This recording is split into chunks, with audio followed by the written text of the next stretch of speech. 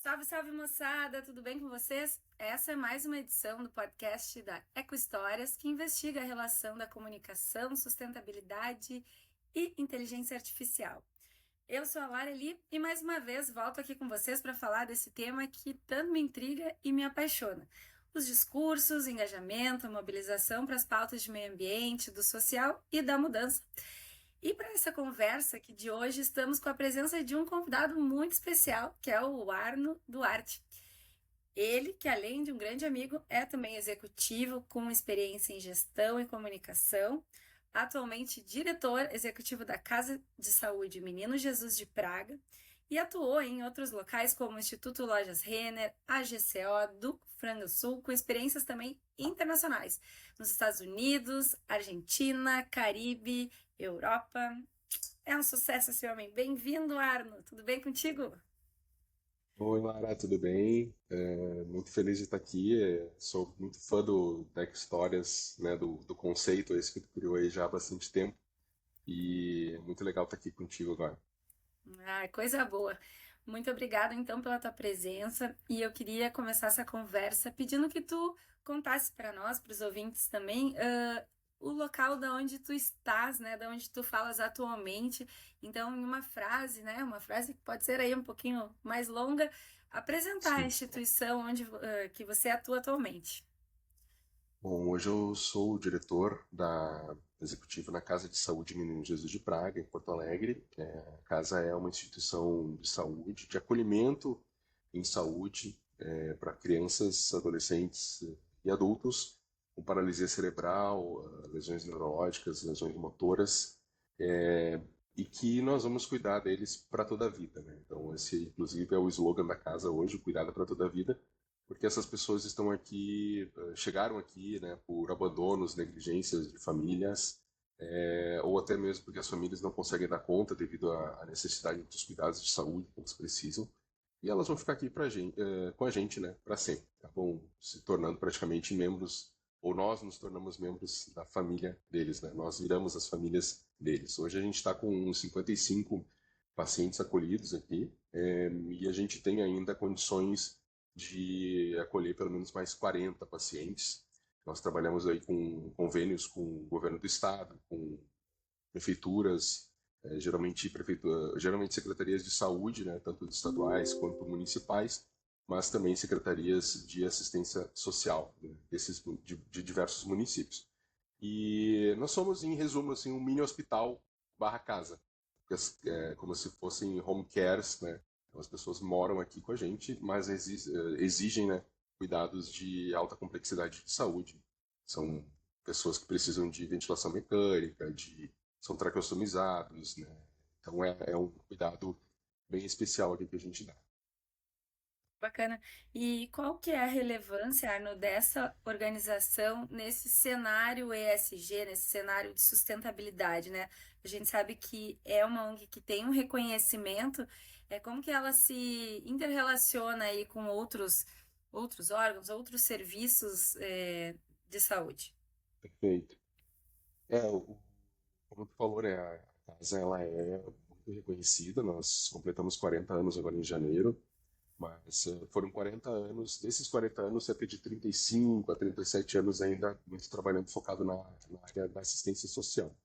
E os últimos 5 anos, pelo menos, a casa vem se transformando então nessa instituição de saúde. E para ser uma instituição de saúde, a exigência ela é mais alta, né, em termos de gestão, em termos de qualificação de equipe, em termos de qualificação de espaço.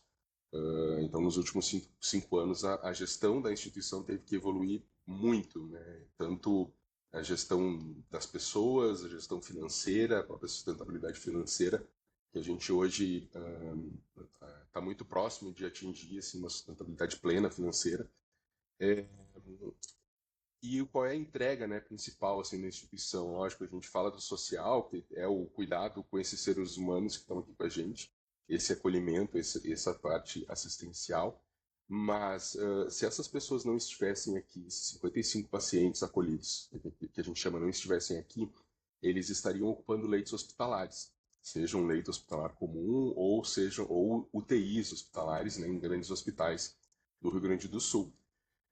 Fizemos uma estimativa no final do ano passado, e se a gente tivesse com esses 55 pacientes ocupando leitos hospitalares, teriam mais ou menos 2.600 pessoas em um ano que não poderiam estar utilizando leitos nesses hospitais, né? Considerando aí a rotatividade dos leitos, né, a média de rotatividade dos leitos. Então, com isso, né, com a nossa existência, com esse serviço sendo prestado aqui para a sociedade, a gente consegue disponibilizar, né, por tabela, espaço aí para 2.600 pessoas por ano, em média, conseguirem serem atendidas em leitos hospitalares, sejam leitos convencionais ou UTIs. Né? Então essa eu acho que é a nossa principal entrega aí para o S do social. Com relação à gestão em si, também todo o trabalho que vem sendo praticado aqui, os reconhecimentos que a gente vem recebendo, como tu mencionou, né, o ano passado nós fomos reconhecidos como o melhor ONG do Rio Grande do Sul, no prêmio Melhores ONGs do Instituto do Ar. Aqui no Rio Grande do Sul fomos o top de marketing, a DVB, o nosso case era justamente o case de reposicionamento da instituição para esse mundo da saúde. Fomos top de marketing dentro da nossa categoria. E, para nossa surpresa, depois ainda fomos escolhidos a distinção ouro, que é o melhor dos melhores cases da edição do ano passado do prêmio DVB. E foram mais de 100 cases inscritos, superamos aí RBS, Santa Casa, Hospital Moinhos de Vento, Fruc, todas as grandes empresas do Rio Grande do Sul que se inscrevem e participam dessa premiação. Nós somos o melhor dos melhores. Isso realmente foi uma surpresa bem grande para a gente. Apesar da gente confiar e conhecer o trabalho, eu, pelo menos na minha carreira, nunca tinha visto uma instituição do terceiro setor superar empresas, né, ou instituições do primeiro setor, ou mesmo do segundo, numa premiação desse quilate. Então, acho que, falando em gestão, é isso. A gente está hoje com bastante humildade, eu acho que se colocando também, se disponibilizando até como referência para outras instituições do terceiro setor que gostariam, né, de também se desenvolver. A gente recebe aqui instituições grandes do terceiro setor até para fazer benchmarking com a gente está sempre muito disponível para isso, né? Poxa, que legal. Então, quer dizer, além de desafogar o sistema público, né, e dar oportunidade de mais pessoas estarem tendo acesso do SUS, que a gente sabe que é sempre complicado, vocês garantem um atendimento, um cuidado de muita qualidade, né, para essas pessoas que têm necessidades especiais e ainda contam bem essa história, né, que com a gestão, enfim, tem sido reconhecido. Parabéns. Uma mosquinha aqui. Mas eu queria aproveitar esse gancho e te perguntar justamente qual que tem sido o papel da comunicação para posicionar a ONG, né? Você falou aí no novo Sim. posicionamento, que não é tão novo assim, mas no recente posicionamento da entidade, qual é a importância de uma boa comunicação para atrair novos apoiadores, investidores, né? Para ganhar justamente essa reputação, o respeito da sociedade? É total, né? Na verdade, comunicação. Eu sou um profissional de comunicação e de origem, hoje estou na gestão da organização aqui num um olhar maior, né? Mas eu entendo que comunicação aqui é o pilar principal assim, para a gente conseguir atingir esses resultados, né? Hoje a gente precisa ser ainda muito mais reconhecido pelo trabalho que fazemos aqui, né, pela entrega que fazemos e justamente por este modelo de serviço que nós oferecemos. Esse modelo de serviço ele não existe no Brasil. Então, quando a gente fala de políticas públicas, tanto da saúde, a política pública da saúde, quanto a política pública da assistência social, onde uma termina, a outra começa. E nós estamos numa intersecção entre as duas. Nós cuidamos de uma pessoa que foi abandonada ou sofreu maus tratos, e isso é assistência social. Em tese, se fosse uma pessoa saudável, ela iria para um abrigo ou para um acolhimento institucional convencional, mas ela necessita de cuidados de saúde. Então, é um acolhimento de saúde. E isso é o que a gente está precisando hoje romper com a ajuda da comunicação. Né? Romper, eu digo, no sentido de explodir isso para o país mesmo, ou mesmo localmente, ou no Rio Grande do Sul. A gente conseguir traduzir esse serviço, a importância desse serviço para a sociedade de forma geral. Né? Além do mais, a gente trabalha com pessoas que, em tese, são esquecidas, né? Abandonadas, que não têm uma visibilidade, são pessoas que não têm uma produção para a sociedade, elas não vão trabalhar, elas não vão se desenvolver, dificilmente elas vão se recuperar do estado de saúde que elas estão, né, do comprometimento de saúde que elas têm. Então, são pessoas esquecidas. E aí, a comunicação ela precisa, né, ser muito ativa para conseguir principalmente sensibilizar o público, né, da importância desse serviço. Por isso, toda esse trabalho de traduzir o que a gente faz. Né? Quando eu dei o exemplo ali do número de pessoas, né, beneficiadas pelo serviço de atendimento no SUS, aí, com essa questão da liberação dos leitos, é para tentar aproximar, né, o máximo possível dessa pessoa externa lá que não entende, né, qual é o valor do nosso trabalho aqui. Então a gente tem que se desdobrar bastante para conseguir traduzir o que a gente faz aqui, né, para tornar isso palpável, né, para as pessoas, né, para a comunidade de forma geral. E vocês publicaram, né, o ano passado, um relatório de sustentabilidade, né, bacana, bem completo, com histórias aí, trazendo já essa conexão com os temas dos ODS, com indicadores. Eu queria te perguntar se associar as entregas da casa com indicadores de sustentabilidade tem sido uma estratégia reconhecida pelos teus públicos de relacionamento, né? Se faz sentido para vocês e em que direção eles apoiam a ter mais financiamentos, mais visibilidade nos projetos.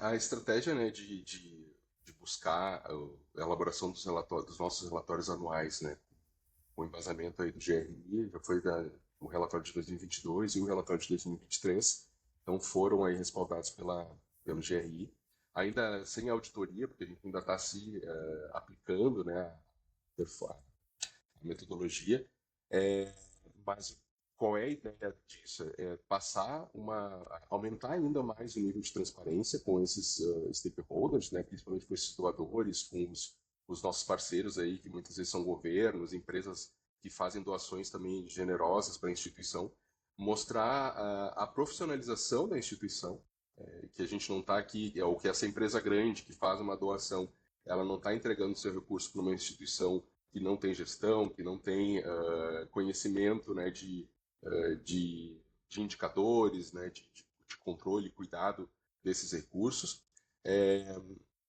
E acho que é isso, né? A gente conseguir com esses relatórios, com esse embasamento, a gente passar essa transparência e essa informação de que a gente consegue fazer essa gestão. E, lógico, se aplicar o relatório nessa metodologia também faz a gente rever os nossos processos internos, né? Nos força a pensar nas perguntas que são feitas ali, né? Sobre a política de cargos e salários, qual é a sua política, né, de inclusão e diversidade, qual é a sua política de compliance. Então a gente se força a estar em direção às melhores práticas de mercado. Fora que quando o CEO de uma empresa, né, e aí a gente tem parceiros de grandes empresas aqui, doadores, sei lá, Renner, White Martins, Gerdau, são parceiras da casa há muitos anos. Quando, imagina, um CEO, um gestor de responsabilidade social ou de sustentabilidade dessas empresas pegam o nosso relatório, ele vai estar lendo na língua que ele conhece, né? Então ele não vai pegar um relatório em mandarim, ele vai pegar um relatório na língua dele, ele vai conseguir entender aquilo, porque a gente está falando na mesma linguagem que essas empresas escrevem os seus relatórios. E eu acho que isso é o ponto mais importante também desse processo aqui, a gente conseguir falar a mesma língua, né, do empresário que nos apoia tanto aí, né, do empresariado que nos apoia tanto. Agora, uma curiosidade que me gerou aqui, fazer este relatório aí nos moldes do GRI, né? Para quem não conhece, né? Uma norma, um framework que permite que os relatórios do mundo inteiro sejam lidos nessa mesma linguagem, como o Arno comentou. Isso trouxe para vocês muitas mudanças de processo, fez, como tu disse, né? Estabelecer novas políticas, forçar uma transparência em determinados dados que não se tinha? Com certeza. É, Nos ajuda. Hoje eu consigo dizer assim que o relatório 23, principalmente, esse que a gente divulgou em abril agora desse ano, ele é a nossa, não vou usar o termo Bíblia, mas ele é a nossa referência hoje de informação e de melhorias aqui dentro. Então, sabe, se eu tenho que elaborar uma proposta ou algum release para a imprensa, onde é que eu vou consultar o texto base para esse release? Vai ser no relatório. As nossas áreas internas aqui, né, principalmente RH, financeiro. É, quando a gente se preocupa agora em elaborar novos processos e elaborar as políticas da instituição, onde é que a gente vai beber da fonte, né? O que que eu preciso priorizar primeiro? É lá nesse material. Então a gente estamos construindo essa cultura também internamente, né? Porque acho que falando assim de forma geral no terceiro setor, ainda não é tão comum uma gestão tão profissionalizada no terceiro setor. Acho que trabalhei ali, como tu mencionou, né, no Instituto Lojas Renner, que é um outro lado do terceiro setor, né? É o terceiro setor empresarial, digamos assim. Mas eu apoiava muitas organizações e aí eu via a fragilidade de gestão dessas organizações, o quanto elas eram frágeis nessas questões de gestão. Então, a gente também está passando por essa mudança aqui, né? E ela não é, não vou dizer obrigatória, mas ela é muito importante para que a gente mantenha a sustentabilidade, né, da instituição. E se a gente não for nesse caminho, vai acabar que a gente vai se fragilizar, vai se enfraquecer e não vai ter condições, né, de manter a sustentabilidade da organização de forma geral, né? E aí falando principalmente do financeiro, né, que é o que mais afeta o terceiro setor, né? Conseguir financiamentos, conseguir recursos para esses trabalhos. A gente já tem hoje grandes empresas que nos perguntam sobre política de compliance, nos pedem informações desse tipo. E se a gente não tivesse feito esse tema de casa, a gente não teria essa resposta, né? Hoje a gente também é auditado, sofremos auditorias externas, nosso conselho fiscal também é um conselho fiscal muito atuante, com pessoas de grande experiência dentro dessa área, então as perguntas, a régua sobe, né? E a gente precisa estar preparado para isso e o relatório, né, ou a metodologia, o framework, né, como citou aí o GRI, nos ajuda a entender qual é o caminho que a gente precisa seguir. Porque o dia a dia do terceiro setor, né, ele é dinâmico, digamos assim. Toda hora tem que apagar um incêndio, e literalmente, no nosso caso aqui, é vida ou morte o dia inteiro, né, todos os dias. A gente precisa ter um norte para estar buscando nesse sentido também. É que bom saber, né, que esse trabalho aí da comunicação, né, porque ele é feito muitas vezes por comunicadores, jornalistas, mas que reúne todo esse emaranhado de dados, que ele tem esse papel aí também de impulsionar avanços na organização. E eu tenho, para mim, assim, né, desde a minha época onde eu estava mais focado, trabalhando em comunicação, eu vejo a importância do profissional de comunicação dentro da gestão da instituição, né? O profissional de comunicação, ele se transformou muito nos últimos anos. Eu acho que ele não é mais aquela pessoa que comunica. Ele tem que ser uma pessoa que entende do negócio. É quase como um parceiro, um business partner, né? Tem os business partners de RH, geralmente os parceiros de negócio de RH, que apoiam os gestores, os líderes na gestão das pessoas. Mas eu acho que comunicação, o comunicador, ele tem que ser um parceiro de negócio desses gestores também, para entender as melhores estratégias de comunicação. Tem que entender de todo o dia a dia da empresa, tem que entender do planejamento do futuro, tem que entender do que aconteceu no passado, por que aconteceu, por que estamos aqui hoje, quais são as prioridades, para conseguir ajudar a traduzir isso tanto interna quanto externamente. Porque se for um profissional de comunicação que vai ficar ali esperando o pedido de comunicação ser feito, né? Vamos fazer uma campanha de tal coisa, né? É um profissional que eu acho que está ultrapassado, né? Vai ter que ser um profissional agora que entende do negócio, que entende da gestão, que entende de políticas, que entende. Eu acho que esse é o profissional de comunicação do futuro mesmo. Bacana, saindo do lugar assim mais reativo, né, e vindo então para um lugar mais empreendedor, mais propositivo, né? Perfeito. E para isso a gente tem hoje, agora então, já migrando um pouco a temática da nossa conversa, a gente já falou bastante sobre sustentabilidade, sobre terceiro setor, agora viemos então para uma dimensão da inteligência artificial, né, tecnologia. Hoje um profissional que tem disponível o ChatGPT, ou, né, outras ferramentas, aí o Bing, o Copilot, ele tem possibilidade de protagonizar em diversos caminhos, universos e mesmo nas narrativas, né, nas campanhas. Eu te pergunto, Arno, qual é o lugar da inteligência artificial aí dentro? Como vocês utilizam, se utilizam, né, tanto nos processos de gestão quanto na comunicação? Ainda é um caminho a gente ainda está caminhando, né, no início dessa estrada, mas já podemos dizer que a gente tem planos audaciosos assim, para a inteligência artificial aqui dentro da organização. Temos um projeto já em andamento com recurso captado para implementação, que passa pelo monitoramento dos sinais vitais dos pacientes, né? São todos acamados, todos ligados a equipamentos.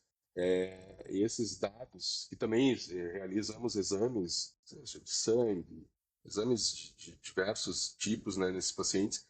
A ideia é que a gente consiga coletar todos esses dados, fazer um monitoramento real-time, né, em tempo real desses dados, oferecendo essa informação para a nossa equipe médica, para a nossa equipe de enfermagem, para a nossa equipe multidisciplinar de saúde. E à medida que a gente consiga fazer essa informação chegar a esses profissionais, a segunda etapa é que a gente consiga guardar o histórico dessas informações, ter uma base de dados bem consolidada, de informações bem registradas, né? Porque a inteligência artificial também ela trabalha com dados. Agora, se o dado não estiver correto, então ela vai entregar uma resposta que não está ok. Essa é a segunda fase, a gente conseguir ter uma base de dados muito certa, né, correta. E a terceira fase é justamente o ponto da inteligência artificial. Então, a gente já está trabalhando com parceiros que vão utilizar essa base de dados para gerar prognósticos de saúde e de tratamento para esses pacientes. Então, desde medicamentos, condutas médicas, condutas de enfermagem, de cuidados. A ideia é que a gente, até o final de 2025, a gente tenha essa tecnologia implantada aqui. Como eu falei, a gente já tem um recurso, inclusive, captado para isso. A gente agora só tem que botar a mão na massa, conseguir pessoas aqui, né, recursos humanos, para conseguir colocar esse trabalho em prática. Não é necessariamente, né, um processo de comunicação, né, no que é o tema aqui, mas a comunicação ela está entrelaçada nas pessoas, né, até na própria questão de trazer a cultura da inteligência artificial para dentro da organização. Como é uma organização do terceiro setor, como eu falei, que tem aquela origem na assistência social, quando a gente começa a falar de inteligência artificial aqui, as pessoas começam, meu Deus, estão loucos, né? Isso daqui é coisa de... É outro universo. Parece um outro mundo. Então a gente está tendo que trabalhar muito a comunicação aqui dentro, para gerar esse sentimento de que é possível, nós podemos, mostrando para as pessoas que elas têm que começar a estudar mais sobre isso, então, tirar as pessoas do lugar cômodo, né, ali de tudo que eu sei é o que vale. Não, a gente não sabe muito ainda, a gente tem muito para aprender. Então isso a gente tem feito, né, no nosso processo e precisamos trabalhar a comunicação para desenvolver aí o protagonismo das pessoas, né, nesse ponto. Mas a gente também tem usado hoje a inteligência artificial ainda de uma forma mais experiencial, né, em como melhorar os nossos projetos. Então, tudo que a gente tem e constrói aqui dentro da instituição, a gente tem que captar recursos externos. Então, eu vou para um edital, eu vou para uma emenda impositiva de um vereador, de um deputado federal, um deputado estadual. E aí a gente tem nosso modelo de projeto. Só que, às vezes, dependendo do tipo de projeto, a gente precisa, ou dependendo do doador, né, ou da empresa lá financiadora, a gente tem que ter uma abordagem diferente. E isso a gente tem começado a experimentar, né, utilizar as plataformas para contextualizar que tipo de doador é esse, que tipo de financiamento é esse, ou financiador é esse, qual é a ideia do projeto, no que isso traz benefícios, né, para o nosso paciente, para o nosso acolhido. Então é isso, a gente está trabalhando nesse ponto agora de utilizar as plataformas para conseguir chegar de uma forma mais próxima, né, junto a esse doador, a esse financiador. Que legal, essa é uma estratégia que muitos CEOs têm usado nas empresas também, né? E que bacana a tua transparência em contar, porque a gente sabe que sozinha ela não funciona, né? Ela precisa dos nossos inputs e é normal também as pessoas terem esse medo que tu relatas, assim, esse receio, né? Talvez uma distância, um pouco de, como que eu que trabalho aqui numa ONG, no terceiro setor, vou me apropriar. Mas essa experimentação é muito um senso do momento que a gente está vivendo, né? De curiosidade, de testes, de usar e incorporar aos A poucos, assim. gente pegou aqui na semana passada, todo mês a gente tem que fazer relatórios é, sobre mensais, né, de cada paciente. Então, se eu tenho 55 pacientes, eu tenho que fazer 55 relatórios, né, contando tudo que aconteceu com esse paciente, como se fosse um relatório de alta, né, quando Uhum. tem uma internação hospitalar, qualquer um de nós já deve ter ficado, no final tu recebe um relatório de alta sobre tudo que aconteceu contigo, né, durante a internação. Só que o nosso paciente vai ficar aqui para sempre, ele fica 30 dias, né, durante o mês, e a gente tem que contar tudo que aconteceu com ele durante aqueles 30 dias. Tudo isso é feita, essa informação diariamente, diversas vezes por dia, que a gente chama de evoluções no nosso sistema de gestão aqui. Essa semana a gente fez uma experiência, a gente pegou todas essas evoluções do mês inteiro de um paciente e aí entregamos, né, no chat GPT e pedimos para ele elaborar um relatório consolidado mensal, destacando os principais pontos. E aí a gente deu a orientação para ele do que a gente precisava que fosse destacado, né? Então, um trabalho que demoraria talvez 2, 3 horas para ser feito, o trabalho de um paciente, foi feito em segundos, não dá nem para dizer assim, minutos. Lógico que não dá para confiar plenamente em tudo que foi trazido ali, a gente tem que ter o olhar humano, né? Mas eu acho que o principal ponto agora, né, do uso da inteligência artificial, que eu acho que até está ficando batida já essa fala, mas não vai substituir as pessoas, né? Vai substituir as pessoas que não souberem usar, né? Então, acho que é isso, a gente tem que começar a aprender a usar, a gente tem que se experimentar para conseguir tirar melhor proveito, né? Até tem um conceito também, não sei se você já ouviu, Lara, que não é a inteligência artificial, é a inteligência complementar, alguma coisa assim, que é como se não é para substituir a nossa inteligência, é para ampliar, a inteligência ampliada. Eu acho que essa é a expressão, que não é para substituir a nossa inteligência, né? Não é uma inteligência artificial, ela é uma inteligência ampliada, ela vai te ajudar a ampliar a tua inteligência. E acho que isso também ajuda também a tirar esse temor, né, de que vamos ser substituídos por máquinas. Não é isso, a gente tem que ser. É um recurso nosso, né? É como se fosse um lápis, uma caneta. Só que é outro nível agora de tecnologia, né? Exato. E tem dois conceitos que a gente trabalha um pouco também, né, nos estudos de comunicação, que é a inteligência coletiva do Pierre Levy, que vem muito, né, do Big Data, né, desse macrocosmos da internet, que é, né, onde tem muitos dados. Então, como que ãh, a minha história, aquilo que eu tenho a agregar, se desenha junto com uma série de outras informações que estão na nuvem, né? Então, isso é interessante. E daí também tem as inteligências naturais, que daí já vem um pouco mais da parte do Ailton Krenak, né? Desses autores indígenas que falam a sabedoria ancestral, a sabedoria da natureza. E nós estamos percebendo, né, Arno, que não é uma coisa ou outra, né? E sim, elas se Uhum. somam, né? Então, vou Vou pesquisar sobre esse conceito aí da inteligência ampliada, achei legal. E pegando o nosso caso aqui, a gente tem 40 anos de conhecimento nesse tipo de paciente, né, de paralisia cerebral e lesões neurológicas, motoras. Talvez não tenha outra organização no Brasil que tenha 40 anos desse tipo de conhecimento. Imagina se a gente conseguisse pegar todos esses 40 anos de cuidados que foram oferecidos e tratamentos e processasse isso, né, de uma forma até a buscar, não sei se cura, mas pelo menos melhorias e coisas que nos ajudassem, né? Acho que esse é o ponto. A gente tá aqui só vivendo, atualmente, né, de forma geral, a sociedade, a gente está vivendo um dia depois do outro. A gente pode começar a processar essa vivência para gerar melhores experiências, né, e melhores soluções para a gente no futuro.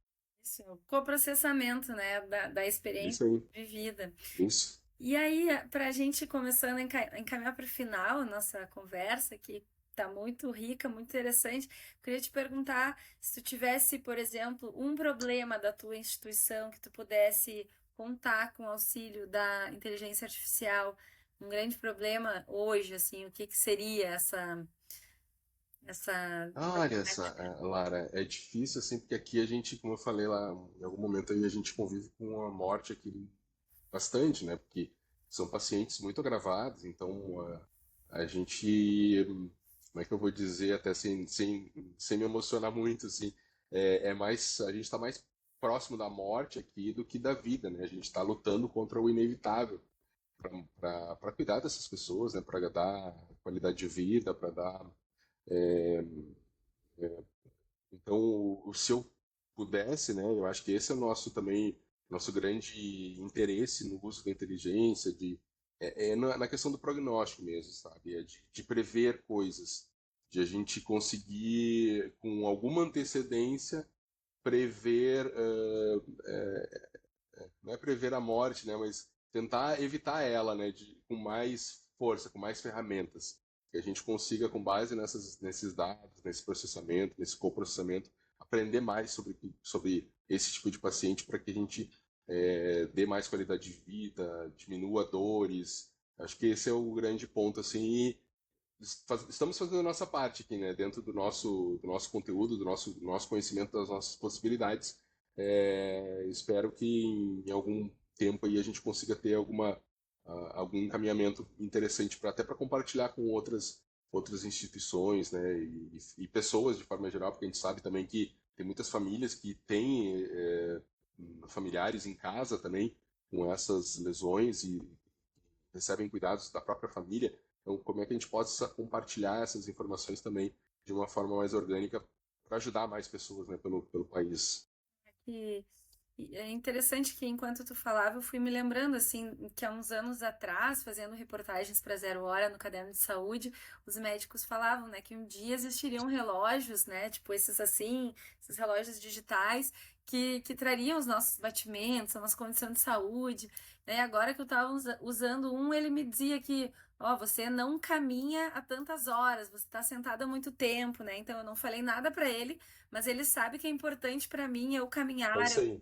E aí eu pensando no teu público, né? Nas pessoas que muitas vezes não têm a habilidade da fala, né? Ou que não têm a consciência do que está sentindo, mas que eventualmente esses equipamentos podem justamente sinalizar, né? Setados de acordo com os parâmetros médicos, Uhum.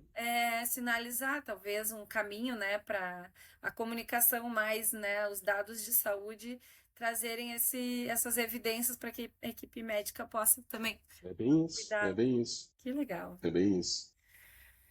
Meu querido, muito bom falar contigo. Te agradeço imensamente aqui a tua participação. Agora eu queria te convidar para deixar um recado final, né? Ou para conhecerem a instituição, mas acho que tu falou bastante dela. Acho que o recado seria, né? Como a gente pode utilizar a comunicação para inspirar as pessoas, nesses projetos, mais do que contar as histórias ou as eco-histórias, como a gente chama aqui, mas criar, né? Criar projetos que de fato vão transformar a vida das pessoas.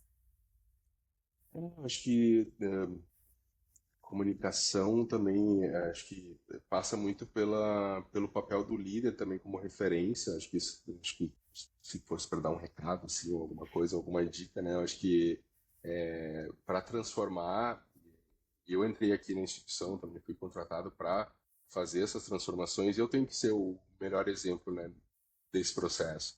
Então, por isso que me coloco muito aqui como um experimentador de tecnologias, um experimentador de inovações, é, e para justamente dar o exemplo e servir de referência, né, para toda a equipe, né, para todas as pessoas do time. Eu acho que isso é bacana também. A gente também está fazendo parte agora do Tecnopuc, teve um outro episódio, né, que vocês gravaram de lá do Tecnopuc. Hoje a Casa do Menino, Casa de Saúde Menino Jesus de Paga, é membro, né, do Tecnopuc, do Hub de Saúde do Tecnopuc.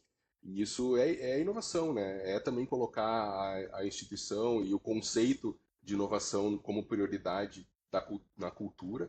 Acho que isso é bem bacana a gente ter, né? Ou quem está ouvindo aqui, se colocar realmente como propositor dessas coisas, porque senão a gente acaba ficando só esperando que um dia alguém vai fazer, ou meu chefe não faz e eu não faço. Cada um de nós é responsável, né, por isso. Sobre a casa, né? A casa, acho que convido para conhecerem o site casadomenino.org.br. Existem várias formas de apoiar a instituição. Também tem o site amigosdacasa.org.br, que é mais focado em doações mesmo, formas de doar, formas de participar. E fica o convite aí para que conheçam e possam ajudar de alguma forma.